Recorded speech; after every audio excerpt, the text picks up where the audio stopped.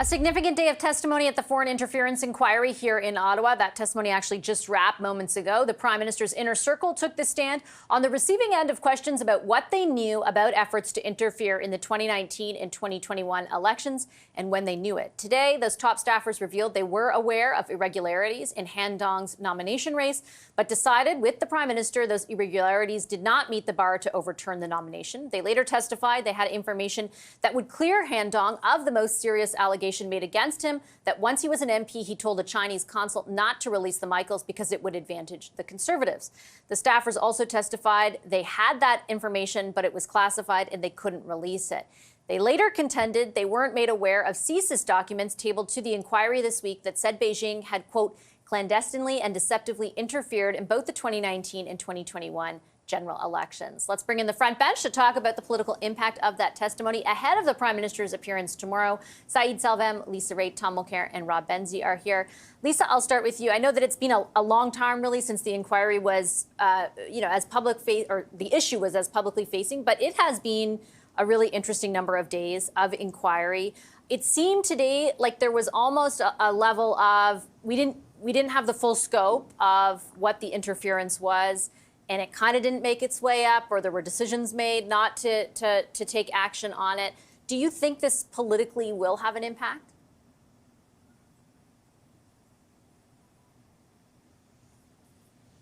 I think that somebody is on mute. I'm so sorry, we can't hear you.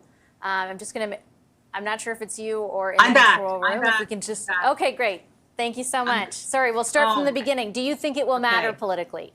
I don't think so. And I think what concerns me is that, well, it's not a concern. I think we now understand and know exactly why the Liberal government did not want to have this kind of public inquiry, because of the information we're getting. And just from your setup a minute ago, I mean, my interpretation of it is, well, the Liberal staffers had information that they couldn't let anybody else know, but at the same time, they didn't have information that they wanted to have from people who couldn't let them know. And that just, to me, seems to be quite a little bit of a quagmire in terms of trying to figure out the path forward. I was really concerned about one thing in particular, though, I'll tell you. And that was when one of the inner circle, Jeremy Broadhurst, actually indicated that he thought it was Aaron O'Toole's fault for going so hard on China. And that's the reason why the Conservatives ended up having these kinds of interference happen to them in these two elections. I mean, blaming the victim, it's an interesting tactic that the Liberal center is taking on this one. And I really hope that that's not something that is actually going to be repeated over and over again, because in this country, you get to stand up for what you believe in. And if it isn't something that actually falls on the ears of the Chinese in a way in which they like, you don't stand back and say, well, they brought it on themselves, let's let the interference happen. That cannot be the response from the Prime Minister's office. I just can't imagine that they think that's a good response to this. My impression from the Liberals so far, Saeed, has been that they felt calling this inquiry finally, I think it's fair to say after a number of months, would inoculate them politically from the impact of the issue. Do you think that has been true throughout the inquiry so far? Not necessarily. And look, when it comes to foreign interference, even if it's just a smidgen of interference in any sort of election to influence any sort of outcome, that's wrong and problematic, especially in democratic societies. And that is something that the government, regardless of which government is in power, needs to take seriously. So from a political angle, does this help the Liberals in any way, shape, or form? No. Does it change outcomes going forward? Not really. I think it speaks to a lot of the narrative that's been had about the current government, unfortunately, for them in terms of their perspective. It also provides fodder for the opposition to just continuously talk about this situation and really bring it to light. And I'm sure it's a story that eventually the current government would like to get away from. But more on what's going to happen tomorrow, which is something we're very curious about.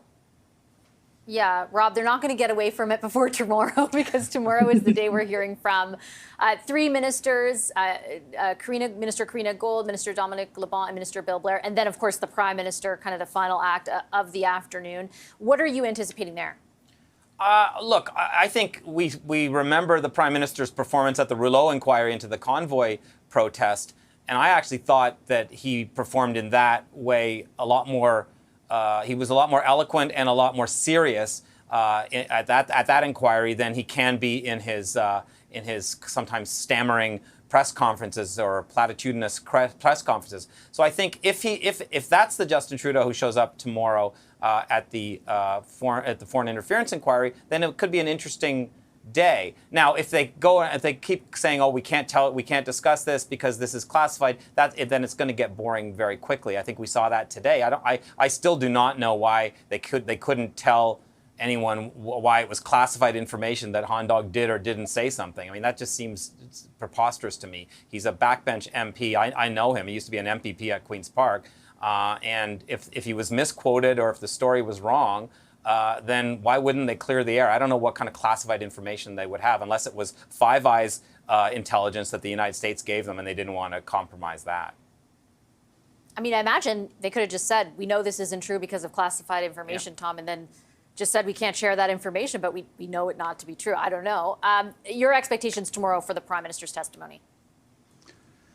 Well, I'm with Rob on this. I think that Mr. Trudeau does know how to prepare well and deliver lines that are prepared for him. And when he's doing that and he stays with the script, he usually does well. I think that there are some things, they're going to be going over all of today's testimony. I think that it was a very good catch to note that there was victim blaming. Lisa's quite right to say, well, you know, O'Toole brought this upon himself. How dare he have a foreign policy that questions China? The Chinese were right to go after him. That's the implicit answer. There's something else that caught my eye. So everyone was putting up the same version or, you know, similar versions of the same wall. Oh, no, we never talked to Mr. Trudeau about this, because that's the key question. What did he know and when did he know it? If he knew that the Chinese government was interfering, but in a way that would be to the advantage of the Liberals and did nothing, that's a huge political problem. And that's, of course, what Trudeau's going to try to avoid having to talk about. But it was in November of 2022 in Bali, Indonesia, at a G20 meeting that Mr. Trudeau first approached President Xi of China. And his staff put out that he had been upbraiding President Xi for Chinese government interference in Canadian elections, and he was having none of it. They had another meeting at which President Xi's people put out that he was giving what for to Justin Trudeau for leaking some of that information. But if he knew enough to say to the leader of one of the world's most important countries that you've been interfering in our elections, then somebody had talked to him about it. So it's going to be interesting to find out what Justin Trudeau knew in November of 2022 in Bali and who he learned it from. Are we going to get to the bottom of that tomorrow? What I saw today from my lawyer's perspective is very well prepared, almost crafted answers. I mean, it was try to stay within this range, within that range. And whenever somebody let a little piece slip out, like the bit about blaming O'Toole, it showed. If the ones who are the real pros, like Katie Telford is in a class apart from everybody else on this stuff, the ones who stuck with the script, they were pretty hard to shake. And I think that that's Trudeau's goal tomorrow. Show up, stick with the script, get out with all of your body parts.